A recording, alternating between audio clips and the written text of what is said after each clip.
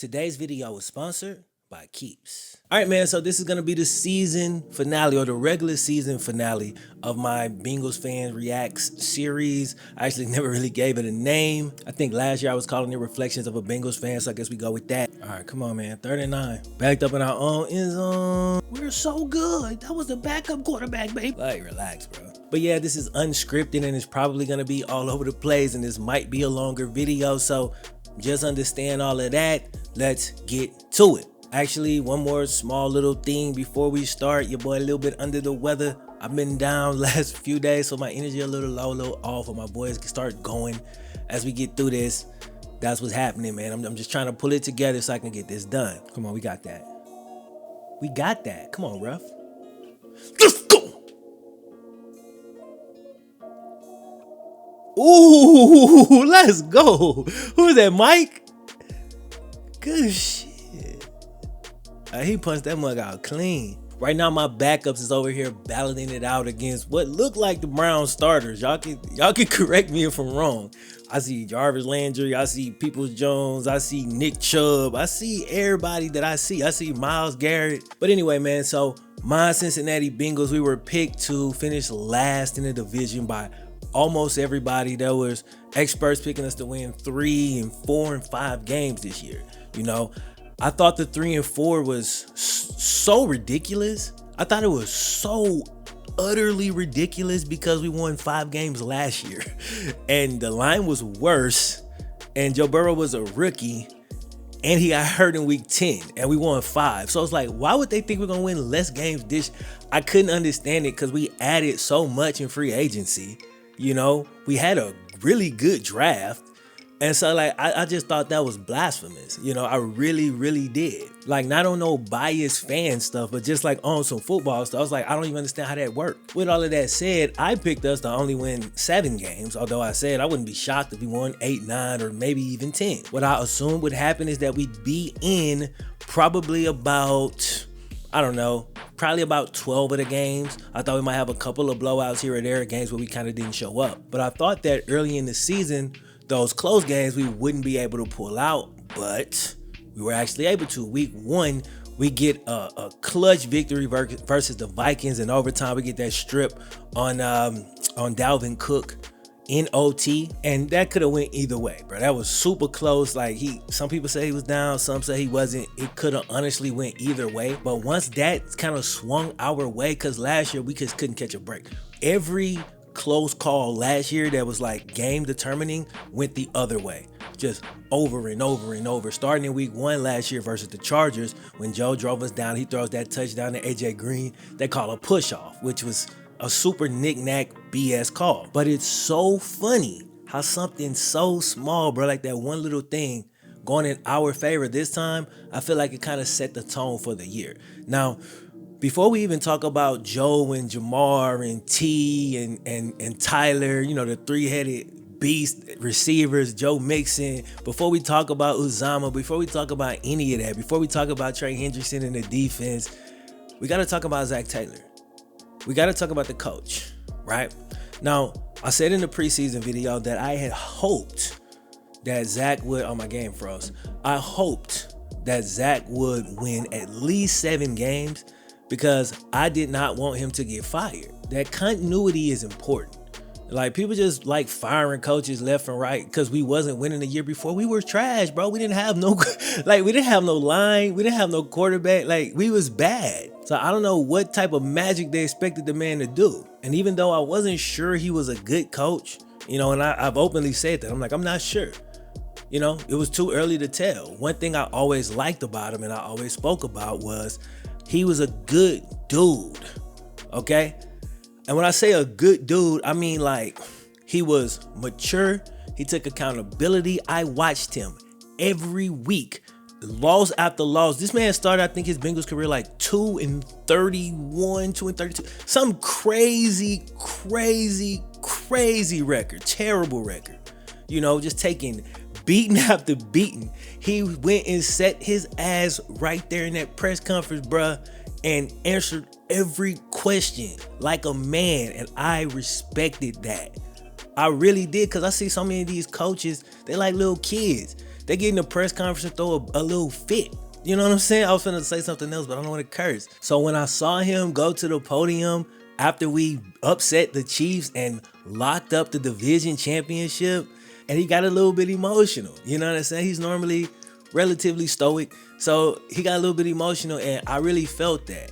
You know, some people try to make fun of him and stupid shit. Like, don't even worry about that. Like, we don't even care about that. That's dumb. That's third grade. We above that. But he grinded it out, and he stuck to his principles, bro.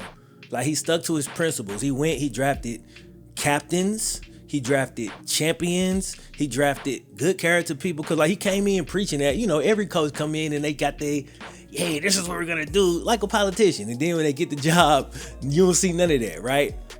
He was actually doing it, but it wasn't equating to wins. You know what I'm saying? But it just felt like, something good was going to come out of it. Is somebody injured? Who was that? Who was that down, bro? I hope we can get out of this stupid game without getting too many people hurt. We barely playing anybody, but like the trenches, a lot of the trenches is playing. The D-line, O-line is playing, and we really need every single one of them 100% for the playoffs. So I just really appreciated what he was able to do, and I was happy for the dude, man. I was happy for him to be able to have that moment. And then the dope thing about the dude, and like, wins the AFC North, and then he's got to blast out of there because he's speeding to the crib. Why? Because his son got a basketball game. He got to go catch that. You feel me? I respect this dude a lot. He's a stand-up man, a stand-up human. He a real one. My quarterback love him. The players on the team love him. And I just saw like how hard they was playing last year when we wasn't playing for nothing. Like at the end of the year, we was still going hard. And I was like, they playing for this dude, bro. They believe him. Because when I look at him, he seemed authentic. I'm like, I believe him. And I'm like, the team seem like they believe in him too. So that's what's up, bro. So shout out to Zac Taylor, man. Huge year for him. It's a very big deal, and I ain't gonna let nobody try to minimize what my man did. Now we gotta go to the franchise. The guy that if we did not have, we wouldn't be, 10-6 or however we're gonna finish, 10-7 or 11-6, depending on how this game finishes that's on right now. But the man that makes it all possible, Joe Burrow. You already know. All right, before we jump in, a quick word from today's video sponsor, Keeps. So 2 out of the 3 men watching this video will experience some type of male pattern baldness by the time you hit 35. And as tough as that is, it's not like we're helpless when it comes to this. Now, the best way to avoid this happening to you is to get out in front of the problem and do something about it while you still got hair on your head. Keeps offers treatments that have been proven to combat hair loss. They've changed the way men are treated for hair loss, and it's 2 things that we all love. It's affordable and convenient. They deliver to your door every 3 months, so you ain't gotta be standing in line having awkward conversations at the pharmacy. Now, the process can take up to 4 to 6 months to see results, so you definitely want to jump on this ASAP. Because basically, when it all comes down to it, the sooner you take action, the more hair you can save. So if you're ready to take action and prevent hair loss, go to keeps.com/FlemLo or click the link in the description to get 50% off your first order. Again, that's keeps.com/FlemLo. KEEPS.com/FlemLo. Shout out to Keeps once again for sponsoring the video. Without further ado, let's get it. Now, if you want to go and check, you can go look at my Twitter, bro. 2019, I think this was before the SEC championship game. We didn't have the first pick yet. Like, it wasn't even secured. Everybody was talking about Tua, tank for Tua, Herbert, and people was talking about Burrow. I was sold on Burrow. I went and I looked all of them. I was a big fan of Tua in college. If y'all follow my channel, I covered Tua a decent amount when he was at Alabama. But when I watched all 3 of them, even though Herbert had all the physical tools, it was very obvious. Like, you don't need to be able to watch football to be able to see what Herbert is good at. Like, you don't need to know football to see Herbert and be like, yeah, he looked like an NFL quarterback, right? He's big, fast, strong, rocket arm. Obviously, he's got some other things that the casual eye might not be able to pick up, but it's really hard to explain to a person that don't really understand football what made Joe Burrow different. The only thing you can kind of talk about is like confidence and stuff like that. Like, people can understand that, but the little subtle movements in the pocket, like his pocket presence and his ability to diagnose what the defense is doing and immediately know where to go with the ball, plus his accuracy. I ain't talking about completion percentage, even though his is really good. And who's this getting carded, bro? but he came in and he's changed the franchise, okay? Now, I want to put some stuff in perspective with Joe Burrow, bro. The man ain't never even had a regular offseason. My eyes like doing something weird. I really feel like crap, y'all. Like, I don't know if y'all could tell. Bro, I'm cold, but like I'm sweating. I don't have COVID. Like I'm good. But man, but like I'm saying, he never had a regular offseason yet. That first year was that COVID year, that crazy season. And then he gets injured. So he's rehabbing all of last year. Played 3 snaps in the preseason, was having issues in training camp. A lot of y'all might remember those stories. And, you know, we had to we managed him within the game when the season first started, probably the first 4 to 6 or 7 weeks. Like we wasn't the same team that we are right now. We was playing a completely different way because Joe wasn't fully back yet. He couldn't fully hip cats up in the pocket like he's been doing the last several weeks. But as he's gotten more and more comfortable on that knee, we've opened it up more and more and more. And it's so exciting to me because when you just look at his numbers and what he has done this year, just imagine if he came in the year healthy. We just started off playing more like, we still had to get going, you know, but we just started off playing more like what you've seen more recently in the second half of the season. And so even though the present is pretty amazing, like I'm still super excited for next year. You know what I'm saying? Even though this year ain't even over with, you know what I'm saying? But I'm like, once he gets that full off season, like the fact that he was able to rehab his knee and still improve so much from last year is pretty insane. The dude is something just totally different from a mental standpoint. I don't even know how he do it. Like I like to think that I got a pretty strong mindset. You know what I'm saying? Like I'm kind of where I am because a lot of it had to do with mindset. But when I look at this dude, it's like, bro, I don't even know how he does it. Pretty flabbergasted by it. But let's move on, man. Ja'Marr Chase, you feel me? Now, y'all was talking so crazy in the preseason. And I was like, what is the Ja'Marr Chase hate? Like, what did he do to cats? Like, this one chick in the media, I'm not even gonna call her name. I remember your name, but I ain't even gonna say it. But she was going real hard on dude in the preseason. Like, he's not a rookie receiver. He's just a rookie player. Like, they was picking apart everything he was saying in the interviews. Like, one reporter literally asked him, what's the difference in the college ball and the pro ball? He was like, well, the college ball got the white stripe, boom, boom, boom. Next thing you know, they writing stories saying Ja'Marr Chase can't catch the ball because it don't have a white stripe and he's making excuses and blah, blah, blah. He wasn't making no damn excuse. You literally asked him the difference. He just answered the question as best he could. And it was like, I felt like they was really trying to ruin my dude before he could even get started. They was labeling him a bust because he had a couple of drops in the preseason.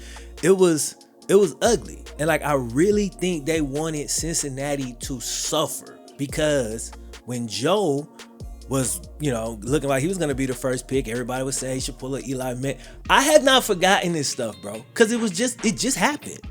You feel me? It's only been a couple years since that, and it's only been a couple of months or a few months since the Ja'Marr Chase thing. And we hadn't even talked about the Penei Sewell thing, right? It was a guy who said in the mainstream media who said we should be disbanded as a team if we didn't draft Penei Sewell. Now we in the playoffs, won the AFC North. Ja'Marr Chase, Rookie of the Year.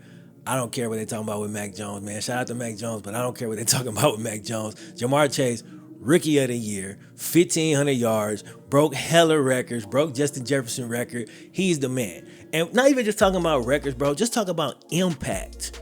Him being on the field is so insane because he's one of the very few, right? We talking about like literally a handful of receivers that could catch the ball anywhere and score.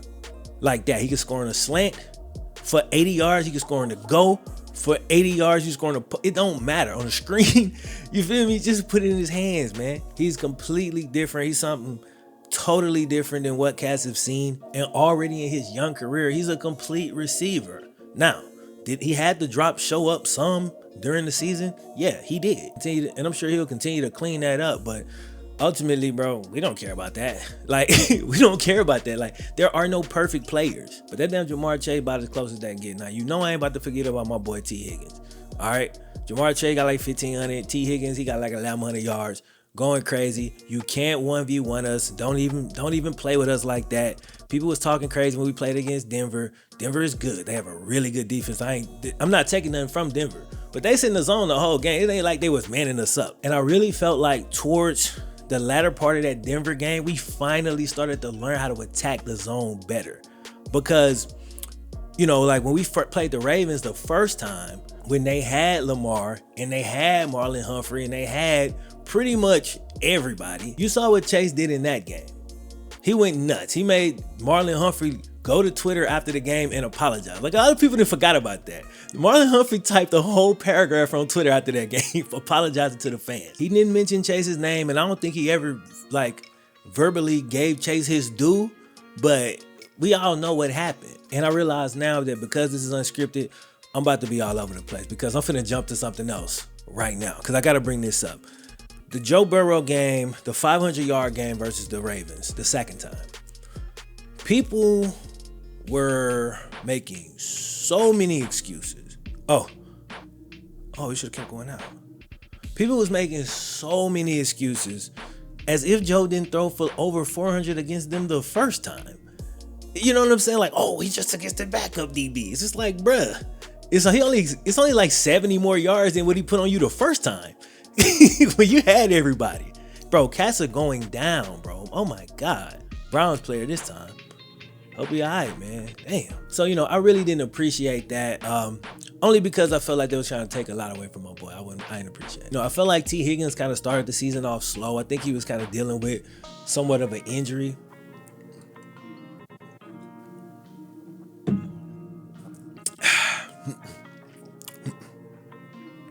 But once he got going, we pretty much became unstoppable. And of course, TB in the slot, Tyler Boyd, I think he put up like 800 this year, man. He had a really good year as well.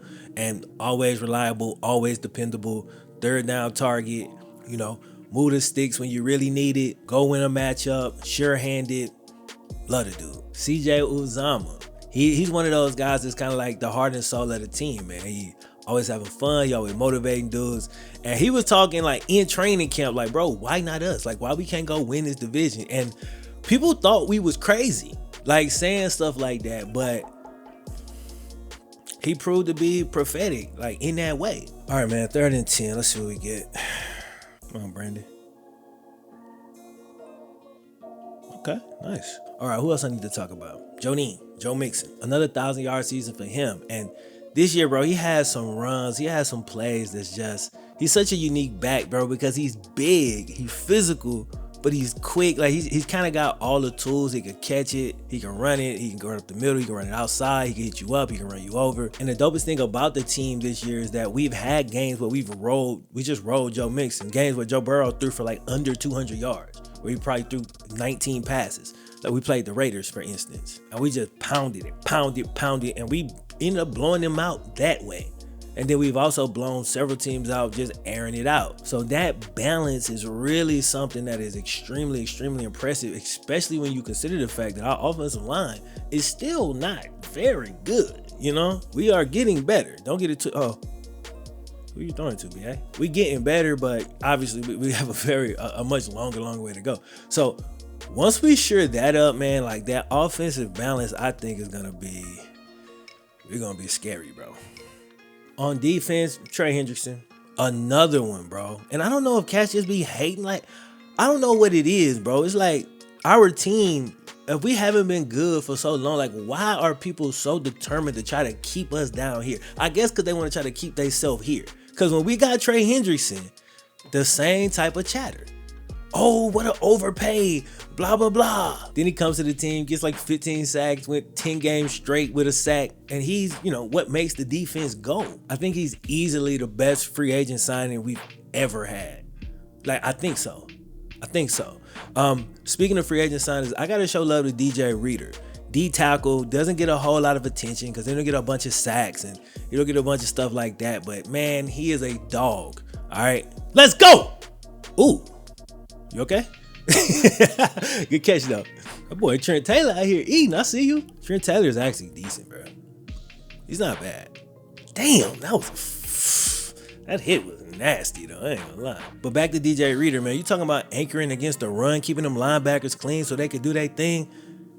An animal, unsung hero on the defense, and we signed him the year before for a pretty big contract, and he was kind of like that first domino, as far as bringing like some outside help in, which is what's really another thing that's transferred our team. Man, the organization has done a lot of dope stuff, like as I think about it. But he was like that first domino to fall. He's got like that coach demeanor.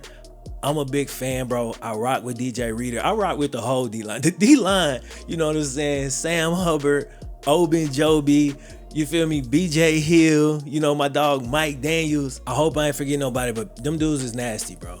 They're the best unit on the defense. I don't even think it's a question, and they real. Now, what a lot of people forget is that we also signed Trey Waynes that year to another big contract as well, and Trey has probably played like 4 games in 2 seasons. All right, just dealing with a string of injuries. Then he got COVID, and it's just, he's struggling. And I'm obviously looking at the game. Y'all wonder why my eyes keep wondering. So that hasn't worked out. But it's like, bro, everybody have injuries. Like, I think Bengals fans know that better than anybody because 2019 we were and 2020 we were so decimated, but we wasn't crying. Like, we were just taking L's.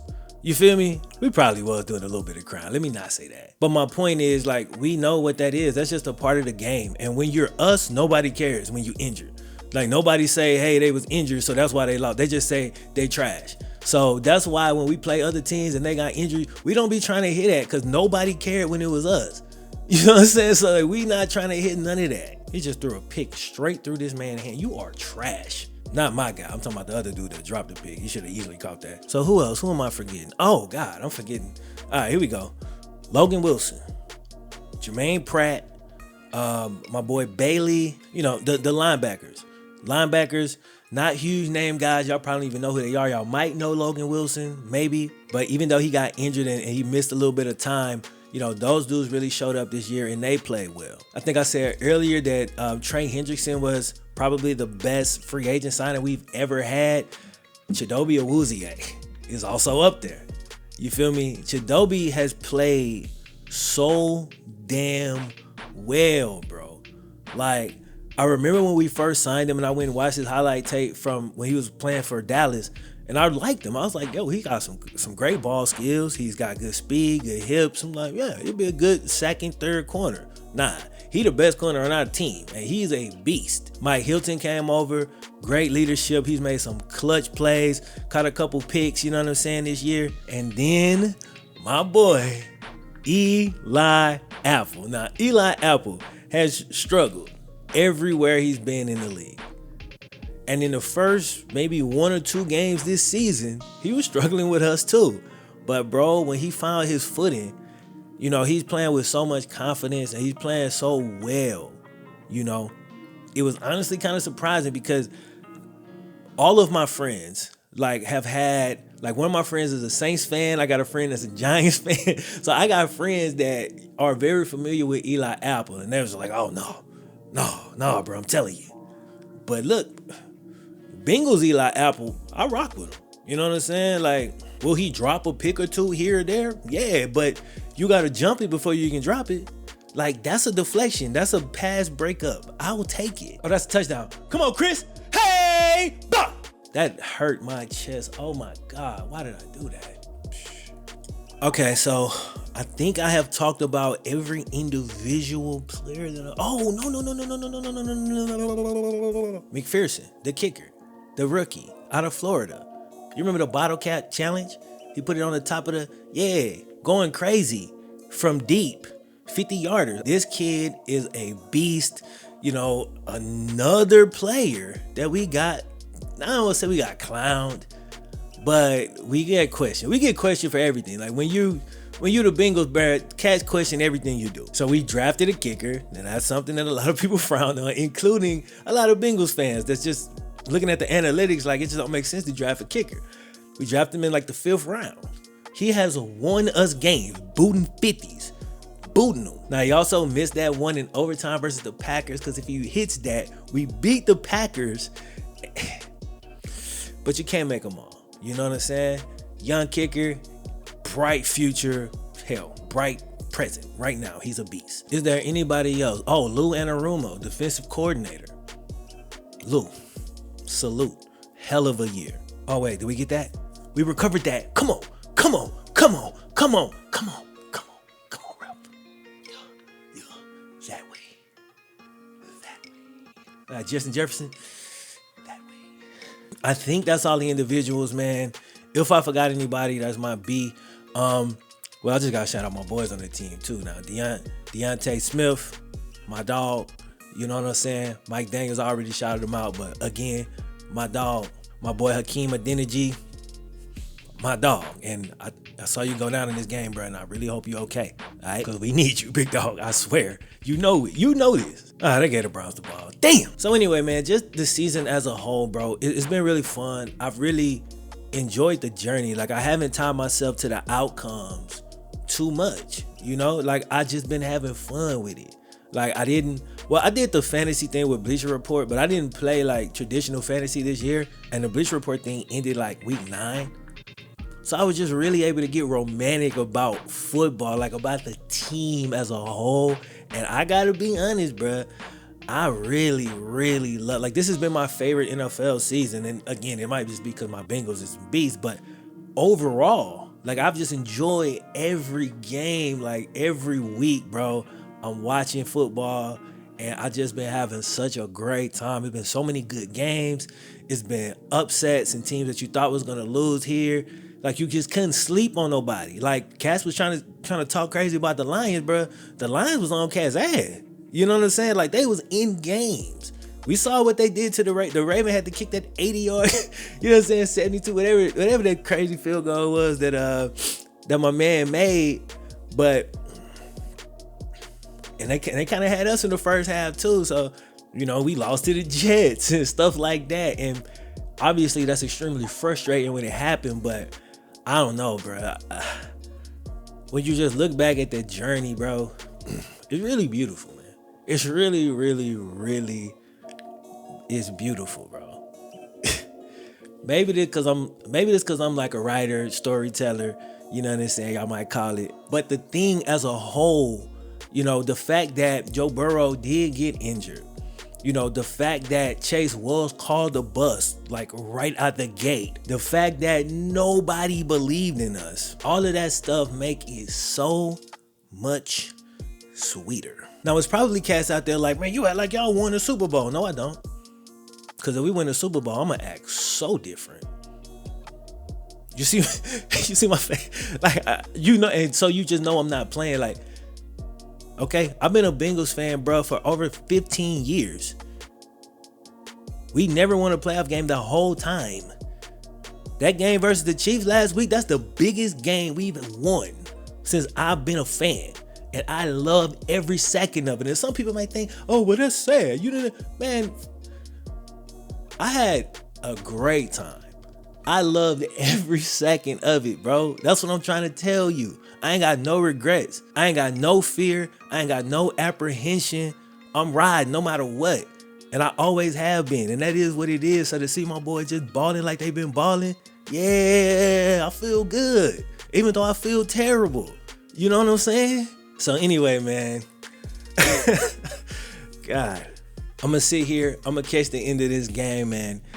I guess this won't be the season finale for this series because we done made the playoffs, man. So, with that being said, you're going to hear from me after each playoff game if we lose in round 1, which I really hope we don't lose in round 1. But if we lose in round 1, you're going to hear from me. If we win in round 1, you're going to hear from me. But I do want y'all to pay attention and stay tuned because I might end up moving a playoff series, the playoff ones, since they're going to be coming out more frequently to the second channel. So make sure you're watching the community tab. Make sure you're watching the other videos and stuff like that. I do have a What Happened To video in the works. I recorded it yesterday. I struggled through it. I was feeling way worse yesterday, but I got through it because it was scheduled. And once I schedule it, I try to keep my schedule, you know? So yeah, it looks like we're going to lose this one 16-21, but the backups play a valiant game. And you see what I'm saying? Like, we just lost. But like, bro, my backups played so hard. Like, I enjoyed that. Like, I really enjoyed that. 16-21. Okay, we're gonna finish 10-7. We got our home playoff game. That's love. Anyway, man, I want to wish good luck to all of y'all out there, unless your team playing mine. If you're a Bengals fan that have been rocking this whole time, bro, you know what I'm saying? We doing our thing. Don't let nobody try to pull you down because we ain't win a Super Bowl or we ain't won a playoff game yet. All that. We don't care about that. But that's not what I mean. We do care about that. I just mean to say we're gonna enjoy this moment to moment. We ain't got to sit here and be miserable just because somebody else feel how they feel. We don't care how y'all feel, okay? This is how we feel, bro. So anyway, man, I'm gonna end it right here. Hope y'all enjoyed the video. I'm gonna catch y'all in the next one, man. Peace.